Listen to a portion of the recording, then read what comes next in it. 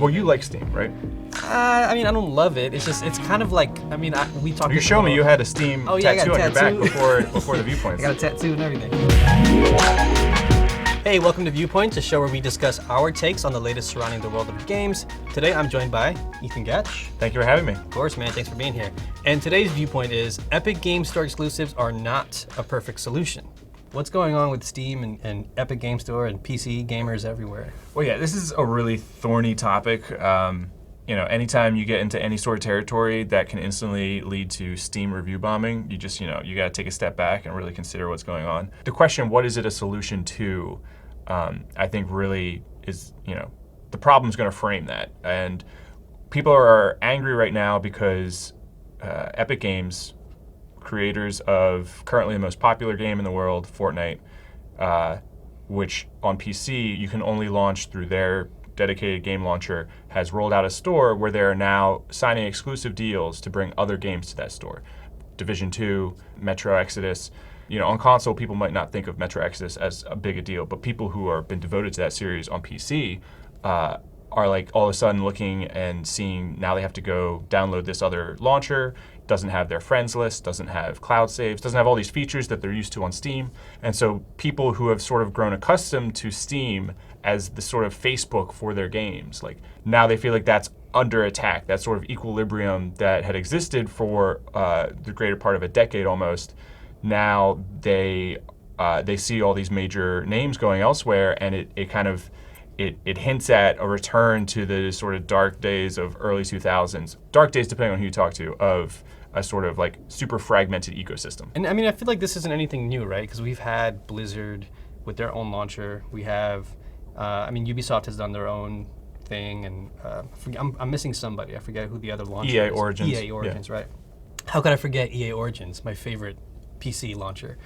How did Steam become the place, like the one-stop shop? Well, the short version is Valve rolled out Steam because it was going to be a platform for them to quickly push out updates to their games, namely Counter-Strike.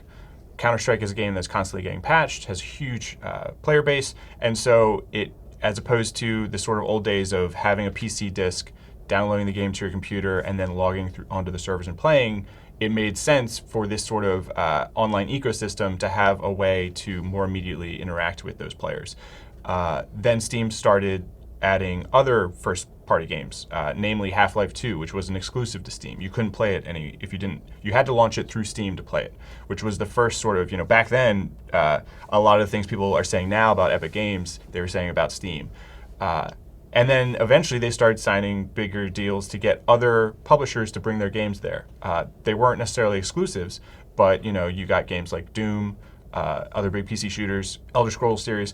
All of a sudden there were a number of games you could play there. Plus, if you were already playing Counter-Strike, if you are playing Half-Life, it made sense just, I'll start buying other games here too. And this is similar to, again, how Epic Games has Fortnite. And it's like, well, if you're already coming here for Fortnite, and maybe you only play Fortnite, but here's now a couple of other games you can check out. You've already got everyone, inside this tent, and now you can start selling them other stuff.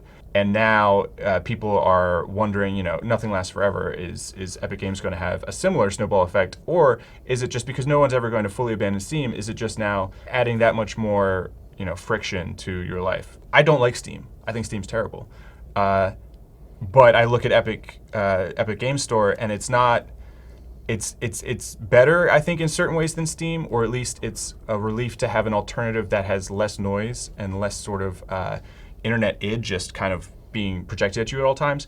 But it's just Steam all over again, and so you're trading one closed platform for another. That was going to be my next question, which I find so fascinating that these are just launchers. This is just software, right? You're not developing a PC exclusive on this one machine that you have to go out and buy the same way you would with a console, right? And you always hear competition is good, and it kind of makes the market better, and it you can get developers a bigger cut, a bigger slice of the pie, whereas Steam takes 30% and Epic is claiming they'll take less, so that way come on over and make more money here. But there also have been concerns about privacy and security and all this other stuff. I'm curious about how much of that is actually true and how much of that is just an excuse or fans of Steam reaching to try to, besmirch Epic Game Store in terms, Right. to like get points on their side to be like, hey, Steam is better. And Kotaku senior reporter Nathan Grayson had a great piece this week on looking at the broad picture of why are people so angry about the Epic Game Store, and he goes into how on the security front, there were issues originally with an early version of the Epic Game Store, which CEO Tim Sweeney came out and said it was looking at certain user data in a way that it wasn't intended to, specifically with Steam friends lists. So it would look at your Steam friends list without you first asking to import your Steam contacts, which is something you can do for Epic Game Store. That was said, we made a mistake. We've rolled that out. That's not there anymore. There's other speculation that because Epic Games is in part owned by Tencent, which is a Chinese corporation, that somehow Epic Game Store was going to become an avenue for the Chinese government to spy on American and European and video game players from all around the world. There is no evidence of that, but it's like anything on the internet, it's a possibility. Sure. And so I think largely those concerns are overblown, and it's because Steam's not necessarily a bastion of privacy. Well, first of all, security, but especially privacy. Yeah, because they do that. They do that to an extent too, right? They have like things where they can tell what machine you're running and like what other games you're into, and they have their own sort of tentacles going into users. Right. And part of that comes from when we talk. So one of the big questions here is competition. It's like Steam for the longest time hasn't had to compete with anyone, so they have theoretically no incentive to be better about privacy or give you more options on that. Apple as a company has tried to stake its brand on, in part, being stewards of its users' data and not just treating the people who buy its products like products themselves that can be resold for their data. Whereas Google's whole model is selling people's data. So competition kind of relies on people being on an equal playing field. You've got two people at video game kiosks selling different games, and you can walk up to either one. The prices are somewhat similar, and you're getting the same game no matter who you go to. But with these closed ecosystems online, David Dian is a financial reporter, had a piece in the New Republic recently where he was talking about competition between companies like Facebook, Apple, all these big tech giants. But what you find is that it's not a matter of just I don't like X soap because it dries my skin out, so I'm going to use a different soap. It's like, no, you have to buy a whole new bathroom. The way these things are integrated, like Steam is a perfect example of this. Like you can't, like Facebook, it's not easy to just leave Steam because of all your friends there, all your history there, all your games are there. And so the idea that people can just up and lift and go over to Epic Game Store or to go over to any launcher is sort of a misnomer. And I think the problem with competition in each of these areas is that the end game isn't a sort of equal playing field where people can come in and compete with one another. It's a winner take all. Like Steam wants everyone to be on Steam. Mm-hmm. Epic Game Store theoretically wants everyone eventually to be on Epic Game Store. And so that's not conducive to giving people more freedom. That's not conducive to, for instance, having a return to you buy a game, you download it onto your computer DRM free, and now you can do with it as you please. Like you can carry it, with you to a new computer without ever having to reinstall it. Is that the solution? I'm trying to think about how do we solve this moving forward? Is there a solution? Well, you like Steam, right? I don't love it. It's kind of like, we talked. You showed me you had a Steam tattoo on your back before the viewpoints. I got a tattoo and everything. Yeah, no. I think about it the same way I think about Spotify or iTunes. It's a thing that I guess I just use because that's where everything is at. Or like Netflix. If Netflix has a Netflix original, obviously, I could probably go to the theater and watch it, but I can't go to the theater and watch, Our Planet, which I'm obsessed with right now, on Netflix because it just doesn't exist anywhere else.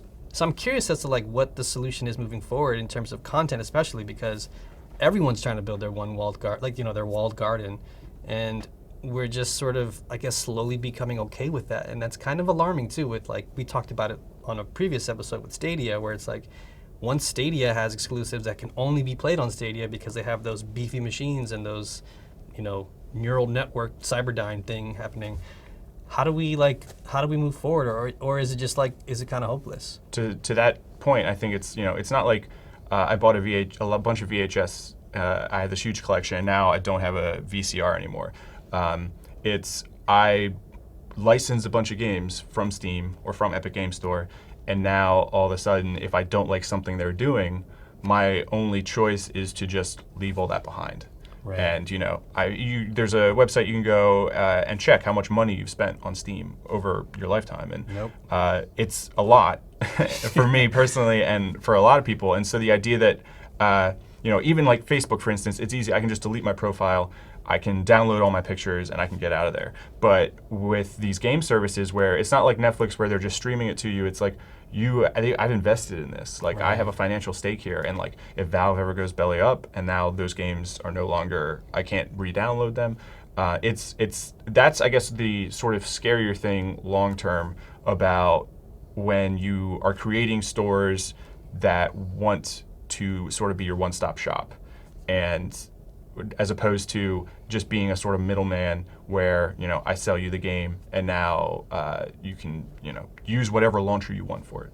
I'm curious if there is a solution moving forward in terms of like a Trent Reznor, Nine Inch Nails, or even Radiohead version of this moving forward, where there is a solution that's a different platform altogether, maybe not Stadia, but one that's kind of transparent, and maybe the pendulum is swinging the other way, where people are starting to learn and become more aware of what it does to the developer side and the player side, and maybe they can sort of come to an agreement, right? Like a goodwill agreement. Is that even possible? I guess I'm actually going to be pretty pessimistic about this. It's similar to the way that Steam started as a tool for Valve to push out updates. It's weird to think of them just releasing a game out into the wild like Anthem that requires constant updates and sort of this feedback loop between the developers and the players, and just not having a sort of infrastructure in place like Steam or something to do all that. And I think really the issue is that as all these bigger games like The Division 2 become live games as services, it really isn't conducive to sort of like the humble bundle. Like, some indie studio released a game, it's done, it works. Maybe they put out an expansion later, and so you can just go and re-download the expansion, but you're not worrying about these sort of weekly or monthly updates. And it's more like music, where you download the album, you have it, you store it on your MP3 player or hard drive or whatever. And so I think that will be the more defining thing in the long term, is whether or not the sort of games as service as we know it now is an anomaly and sort of a one way of working through more online multiplayer games, or if that is just the future of every game, is going to be consistent internet connection, because we're consistently updating, fixing, and working on this game, and it just never is. It's never dead until people abandon it completely. I hope not. I certainly hope not. Yeah, I mean, I hope I'm not in a Matrix, sack at some point, being having my life force drained by robots. But we'll see. I guess we will. Yeah. Damn. Way to end the show, Ethan. All right, let us know what you think down in the comments. Do you agree with Ethan's pessimistic Matrix prediction, where we're all living in weird pods and we all become Steam or Epic exclusives? Or is there a bright and hopeful future where everyone can play games and it doesn't matter where it is? Let us know. Thanks for watching.